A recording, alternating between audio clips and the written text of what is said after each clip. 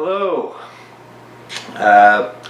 Welcome. I'm sorry I can't be with you this week for class, but as I had said, it's the Jewish Rosh Hashanah holidays, so I have prepared this lecture for you, virtual class. And please be sure to turn in your film critique papers in my box in the art department office in University Hall, or email me a PDF before the end of the week. Thank you. So let's recap Anderson's second film, Rushmore.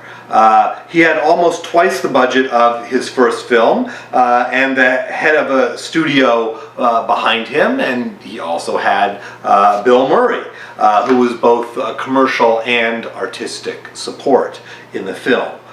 What do you notice about Anderson's development as a filmmaker since Bottle Rocket? What is added in this film? There are a lot of themes that are the same, but what do you see in terms of technique, in terms of style, in terms of attitude that are different in this film?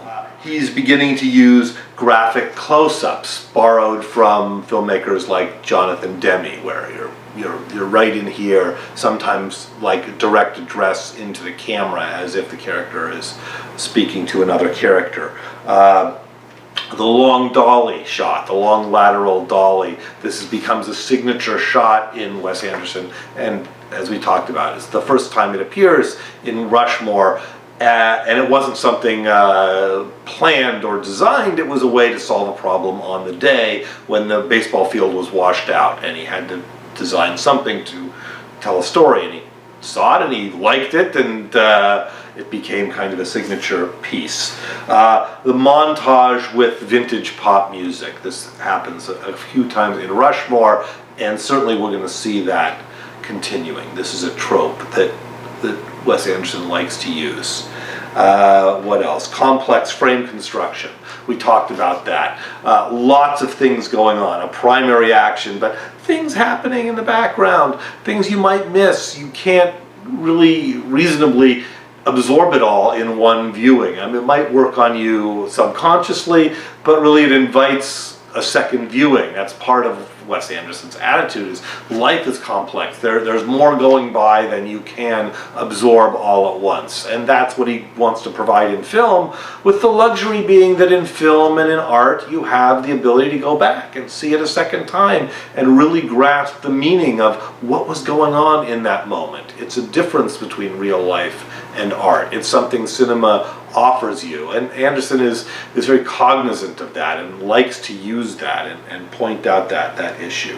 The artificial narrative structures that appear in Anderson. Here we have the curtains opening, delineating the different acts of the film. This is an artificial structure. It's almost like he's saying the film itself is like one of Max's plays.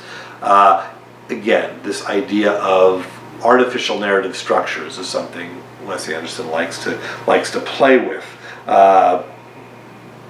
Slow motion at key moments to point up the emotional intensity. When Max puts all the bees into Herman's hotel room, and there's a slow motion moment of him walking out, a sense of victory. And then at the end of the film, in the dance, he slows things down, and we get to live with the emotions there for a moment. This is both his own imprint, and there are a lot of references to other filmmakers and writers and artists in what he's done. There's a lot going on here. Anderson's own childhood obsessions are part of what's happening in the film. If you learn of his biography, certainly the idea of divorce, of broken family, of friendships, of being a troublemaker, getting into things, pulling off a caper. These are things that Anderson and Owen Wilson are drawing from as writers in their childhood. And of course, the adventurous films of Jacques Cousteau, the great oceanographer. The idea of a foreign world, an exotic other place. For those of you who don't know Jacques Cousteau, do a YouTube search. A lot of the old TV specials and films are available, and have a look. You'll get into the mind of Wes Anderson, and you'll see what these wondrous films are that were very new. There was no National Geographic Channel at that time. There was no Vacation Channel. There were very few, ways of experiencing these other worlds. And Jacques Cousteau was this heroic figure who created these films, which would take you somewhere new, somewhere exotic, somewhere different, with his own team, his own family, and this was something that Wes Anderson gravitated to very much as a child and wants to share. So, Rushmore is a film about kids playing at being adults, imagining what it's like to be an adult. Not just Max, but many of them. They're insecure, trying to be more than their youth would have them be, and failing as much as succeeding. Conversely, some of the adults are also ill-equipped to cope with life. Bloom, Herman Bloom, the Bill Murray character, exudes a lot of childish behavior. It's his way of coping with the disappointments in his life. Where kids are searching for ways to grow up, Bloom is searching for ways to go back. In a lot of ways, indulging his own childish behavior with Max and against Max. Look for these tropes in other Anderson films. Adults ill-equipped to deal with adulthood. Kids trying to grow up too fast. These are ideas Anderson likes to play with. What does that mean? How does that come about? Can you get past it? What does it take to get past it? Do Anderson's characters grow up? Some of them maybe, some of them maybe not. Some of them make some progress and go backwards. These are his observations. These are the things he likes to play with. And Anderson is still developing. Rushmore is more fun and much more elaborate than Bottle Rocket, but perhaps not as precise feeling as future Anderson films will be. So I want to talk a little bit about process, Anderson's working process. We talked about the kind of mosaic plan of writing. When conceiving a project, he starts with a jumble of ideas. Kind of a story about this, what my life was like in high school, the high school movie. So he starts out with that. And they kick around ideas, come up with characters. Think of situations that they know and take these characters that they've created and stick them into interesting situations that they come up with.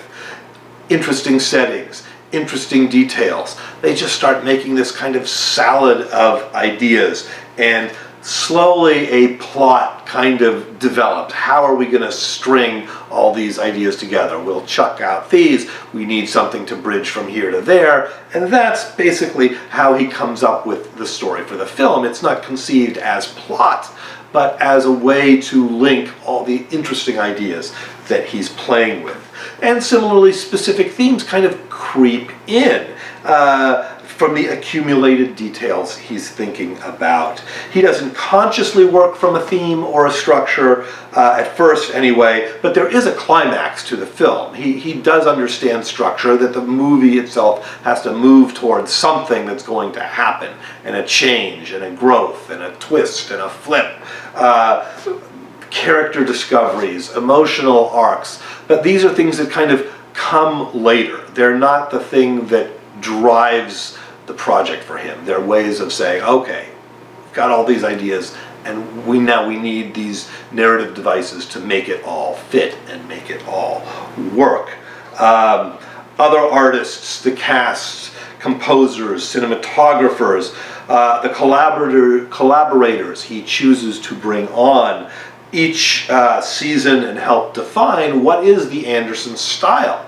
Because he uses a lot of the same people regularly, does this mean he's driving it or he's just picking ingredients? He knows these people are going to bring their best and a certain thing to his work that he likes. So he may not consciously know what they're going to bring, but he knows they're going to bring something that is going to fit. And he likes that. Once it's identified, it's sometimes hard to know. How do you create your own style? We study it, but when you're doing it, it's hard to know what defines it sometimes. I mean, if you're too conscious about it, it feels forced. But he knows these people have helped create that Anderson world, and so it's part of the motivation to keep the team together. I talked about Bill Murray, his sense of improvisation and a kind of chaos he brings to the set and the process, both on camera and just in the working world. He's a lot of fun. He brings a sense of joy and a sense of energy to the set. And in making films, that behind the scenes aspect is just as important. How do you stimulate ideas? How do you get people's energy in the right place? And Bill Murray certainly brings that to the Wes Anderson world. Bill Murray would hang out even when he wasn't doing a scene, and Anderson certainly continually encourages that. Again, he knows that's an ingredient in the Wes Anderson, the larger, Wes Anderson quote-unquote world that may be different than what Wes Anderson, the guy, consciously is designing. But as a director, his job is like a conductor to bring all the pieces together, have people working together in the right way. And finally, the tone of the piece is something that gets kind of controlled in editing, in post-production. You can adjust how funny it is, how dramatic it is. Do we want to stretch out this moment? Do we want to speed through this moment? How sad? What is that magic balance? And that's something that certainly Wes Anderson can play with in editing and work with his editors to achieve what he's going for. He has said he doesn't like to explicate his work, to tell you what it means, what's going on, what is the meaning of this thing. He has lots of ideas in his head, but he's not trying to have a conscious intent about theme. He's instinctive. He doesn't deny that there is meaning. He doesn't deny that there is symbolism or thematic intent even on his part. Just not conscious. He very much likes to hear what people are getting out of it. What are people seeing? And sometimes it's a discovery for him. Yeah, I guess that is what I was wanting to bring about. And sometimes he's like, wow, I wasn't even thinking about that. But yes, I see. I guess that was in the back of my head while I was doing that. So, he loves to work instinctively, and he doesn't deny that there's meaning, but the meaning is not what he's trying to illustrate. And different filmmakers work in different ways. There certainly are filmmakers who work specifically from an idea of, I have a theme, I have a meaning, I'm using the tools of cinema to explicate and illustrate a theme. Anderson goes in the reverse. Many others like to weigh in on the meaning of a Wes Anderson film. So let's dive in. Meaning. A few dimensions. The Kunstbuch that I recommended, I don't know, or did I require it, as reading, is a very good book. It's not, doesn't go in order, so it's helpful to have a few Anderson films in your head before you get into the book, because he draws from things out of order. Stephen Ryben has a chapter in the book about family in the Kunstbuch. And Anderson has said that he's kind of cool and removed from his own family. Doesn't mean he doesn't love them, doesn't mean he's not attached to them. He's got one of his brothers is a still photographer and has been the on-set still photographer on many Anderson films. So it's just that he doesn't, he admits he doesn't always have that closeness, that emotional bond with family that one sometimes associates with the idea of family. He gets it from other people. Family is not necessarily something presently formulated as the people you're related to, but rather the people you bring around you to create a positive, supportive environment. Family, in that sense, is about that supportive unit that you belong to. Sometimes better as a reformed entity, something you choose rather than just you're born into. And he talks about dysfunctional families versus better functioning teams, artificially formed groups, even if they're never perfect. And what's perfect? And this certainly is something Anderson points out. Watch for this as we go along. Just because your unit, your team, your family is not perfect, is that an excuse to leave? And if you do choose to leave, did you improve your situation by doing it? Perhaps not, because it's imperfect. And the idea of family is not just that it's a supportive unit, but it's a group that you need to work with yourself, because who of us are perfect? We have our own imperfections, and we're sort of this team of imperfect people trying to create a community unit that can do more together than individually. So that's the Stephen Ryben chapter. And then Rachel Joseph has a chapter in the book about mourning, about death. She discusses the theatricality of mourning and death in Anderson, playing out as emotions that are expressed, not repressed. Many people, many characters in other films repress their feelings about death and about mourning. And in Anderson, you have characters expressing themselves in odd and overt and extreme and exaggerated ways. Certainly you see Max acting out because he doesn't have a mother, trying to get attention. You can see Miss Cross in a lot of ways more as a mother figure than a romantic figure for Max, although he's not necessarily conscious of that. But it's something he has a deep need for. His mother's death is something that is in the background, but you could say really driving so much of the film, and driving so much of Miss Cross's behavior too, in the fact that she's got an obsession over her dead husband and has her own trouble getting past that. Anderson is interested in the finite quality of life. The idea that you need to live now, carpe diem, do the crazy thing that is in your heart, because when else will you get a chance to do it? How do experiences of death motivate Anderson's characters to take action? Something to think about. Positive action or negative action. It's not necessarily good, but these characters, there's a feeling of a need to express themselves. It's the expression, not necessarily whether it's good or whether it's bad. It might be good, might lead to good things, but there's a need to express, to get it out. And dwelling on these people, the people in your life who may have died, inevitably, it perhaps can damage you permanently, but maybe you can get past it, or at least grow a little bit. And that's something he's interested in. How do you pick up the pieces? Anderson has sympathy for and interest in these characters who are coping with their lives coming apart. It's not always easy to manage it. They're not always successful in dealing with it. But clearly Anderson has a sympathy for these characters. He likes them, even if they're not in such great shape, and even if they don't succeed. They're characters who are unprepared to deal with the trials of life. And that's all of us at one point or another. And that many people identify with this quality of Anderson's work and of his characters. And that's part of Anderson's general appeal, is this sense of humanity, of people being unprepared and trying to cope with things, albeit sometimes in a ridiculous way. And that's the fun of the films. So think about it. How do latent feelings of tragedy affect your life? How are you like some of these Anderson's characters? Is there somebody like Max's dead mother who affects your life and your actions? Like Miss Cross's dead husband? Are you behaving in any of these kinds of ways?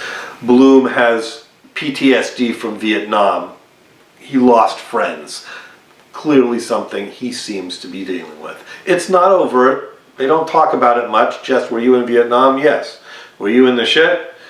Yes, I was in the shit. Don't make more of it than that. But if you look at Bloom's life, at his actions, he clearly is having trouble. He likes acting out childishly, more youthfully.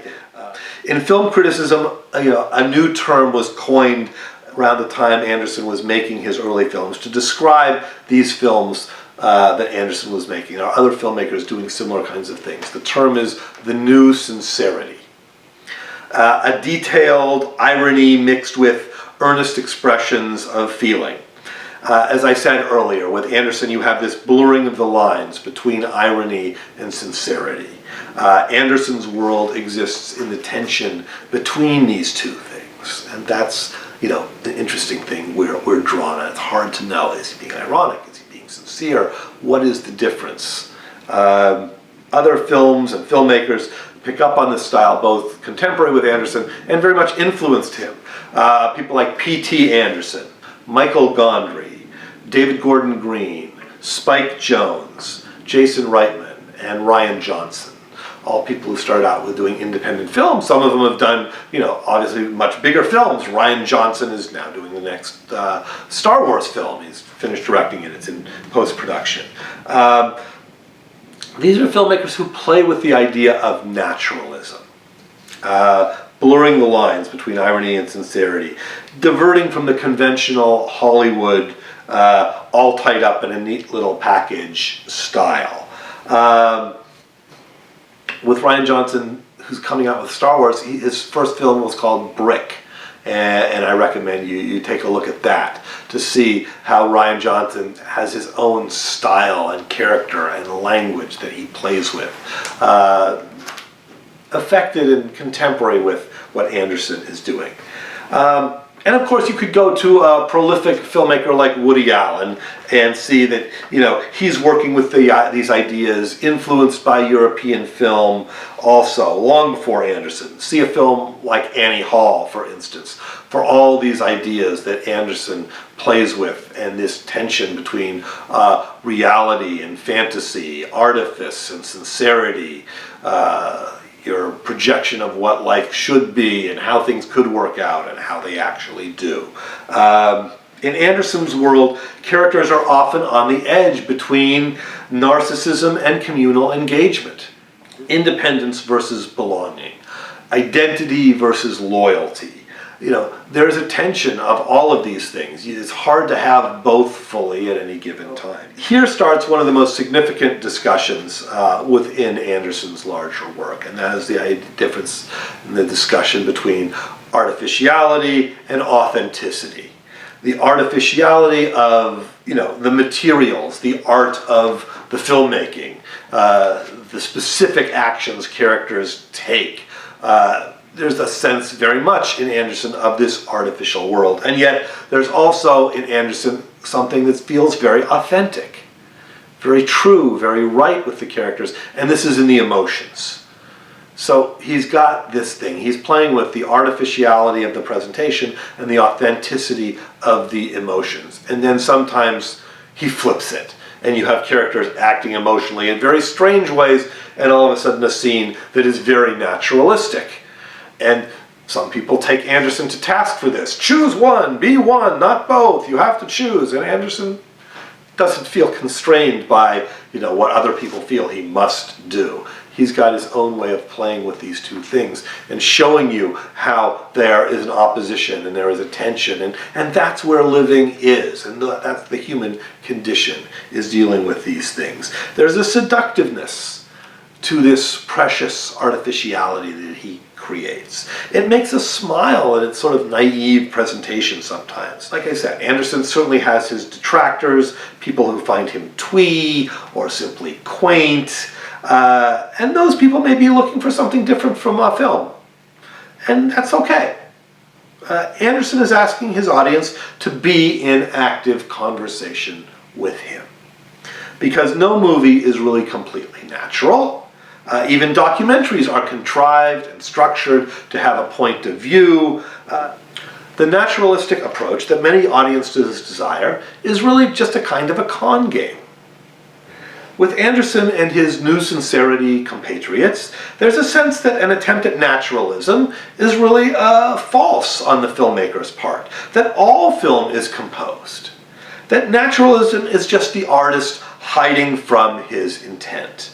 Anderson leans in toward artifice and invites you to participate actively and synthesize the reality and relate to the film's constructed world as something that is related to your own. It's a more demanding mode for the audience. And some who just want to be led through a pleasing, passive experience after a busy day of demanding life issues are unable or unwilling or just uncomfortable with engaging in film in this way. It's a flavor and a mode of engagement you have to choose if you want to enjoy it. So, as Anderson grows as a filmmaker, he's able to deal with the tension between artifice and authenticity by highlighting the artifice more directly. In Bottle Rocket, the heightened reality and tone was more subtle, trying a little to pass as naturalism and thus failing. It was for many people more confusing than engaging. Is this trying to be real? It doesn't seem real, but it looks like it's kind of real. In Rushmore, there is a more overt dimension of artifice. We start right away with the curtains, punctuating the acts. This is a very overt, artificial narrative structure. The over-the-top montages, the million extracurricular activities that Max is involved in. It's not realistic. It's ridiculous, but it points to a reality that many people may relate to in their lives. Extreme behaviors and reactions. The characters go over the top. They do more than you might normally think for characters to do. They go the extra unreal step, but perhaps the thing that we would all like to do or would think of doing. And then there are compositions, the extreme close-ups where the characters look like they're directly talking to the camera when they're talking to other characters. The wide-angle shots that seem surreal. The plays within the movie, Max's plays, they're not even realistic plays for a high school play to be, with the kids playing adult roles in adult situations.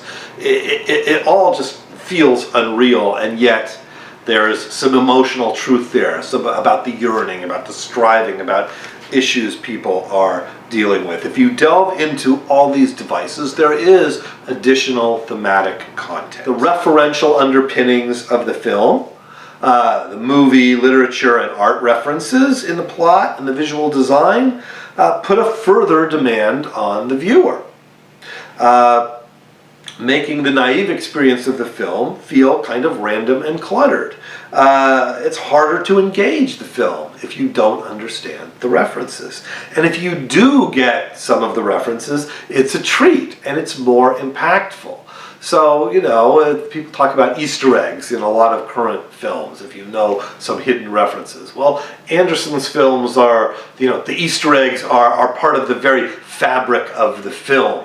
And that's why I encourage you to do the background viewing. See the films I mentioned in the resource guide. All the references to art, literature, iconic films have provided the Anderson's films with a cult status. Film aficionados who understand what he's doing. There's a side conversation happening about the value of cinema and cinema history. And this is one place where Anderson's brilliance is definitely recognized. So this leads us to our next film and filmmaker, the influence of Orson Welles on Wes Anderson. I've put up on Web Campus a trailer for Welles' masterpiece Citizen Kane. Definitely look at that. Citizen Kane, the film Citizen Kane, 1942, is a foundation piece of American cinema and cinema history in general, not just for the study of Wes Anderson.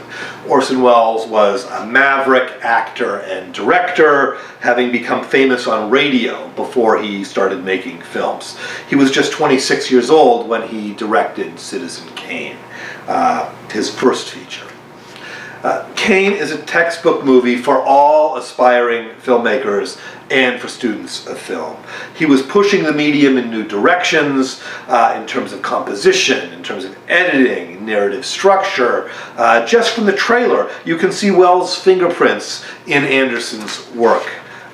This week we're going to take a look at Welles' second feature, one with perhaps more direct ties to Anderson's third feature. In Rushmore, Max several times repeats the phrase "sic transit gloria." Glory fades. Not exactly the main theme of Rushmore, but certainly a recurring theme in Anderson's subsequent films, and a principal theme in this week's film, The Magnificent Ambersons. The film is widely acknowledged as a damaged masterpiece. Why a damaged masterpiece? Damaged by the studio interference that Welles encountered. At the time of its release, it was a tremendous commercial flop from which Welles really never recovered. Still, it shows a number of themes that Anderson likes to explore, and we'll be able to discuss those themes perhaps a little further after you watch The Royal Tenenbaums, which we'll see next week. Draws a fair amount directly from Magnificent Ambersons. But see what you find in Ambersons relating to the Anderson films that we have seen already. And other ones that you may know. Magnificent Ambersons came out just after the Japanese attack on Pearl Harbor, and preview audiences did not like the depressing tone of the film. The studio became very wary of putting out downer films at this time. They really felt the role of Hollywood should be to be uplifting and cheerful and distracting from the war. Welles was a very popular and very well-known maverick personality. And at the time of the post-production of the film, he was out of the country on another production. And so 50 minutes of cuts were made without him. The studio reshot a more uplifting ending that was actually closer to the original novel, but different than Welles's adaptation. The film negative that Welles had been using, the studio destroyed it. They didn't want to risk Welles coming back and meddling with what they were doing. So we can never know what Welles truly intended with this film. Still, even in its current form, it's respected and studied by filmmakers and film historians to see what this guy was up to, someone who really was pushing the median. It has one of the most elaborate film sets ever built at that time, created so that the camera could roam free through this house and get almost any kind of angle that Welles really intended. Wes Anderson does this regularly, constructing big sets in ways he can get interesting shots. Custom building these key spaces. And those themes of death, class, growth, the inability to grow up, these are all present in Ambersons, resonating strongly. As I mentioned, much of how we will relate to Ambersons will become clearer after you see The Royal Tenenbaums, but look at the technique that Anderson is borrowing, technical aspects of cinema that Anderson is borrowing. I'll be very interested to hear your thoughts, your questions, what you have to say about Orson Welles. Feel free to email me, again, with any questions or comments you may have. And next week, we will look at Anderson's third feature, in which he demonstrates really a more fully mature style. He's really, arrived at this point. Assignments for next week. Read in the Kuntz book. I think at this point you've got enough of the Anderson films under your belt that the book is going to be helpful to you. Of course, read in the Zoller Zeit's text about Rushmore. Get through that. If you have not read Franny and Zooey, J.D. Salinger novel, this is a good time to read that. It will relate to Royal Tenenbaums in interesting ways. And there's a famous children's book, I don't know if any of you have read it in your youth, called From the Mixed Up Files of Mrs. Basil E. Franksweiler. I mentioned it in the resource guide. This is a great children's book that is also well worth taking a look at before we come to Royal Tenenbaums. Can probably be found at any public library. watch more films from the Resource Guide. Always a good thing to do during the week. And I'm going to be busy reading your film critiques. I'm looking forward to reading them, and see you next week.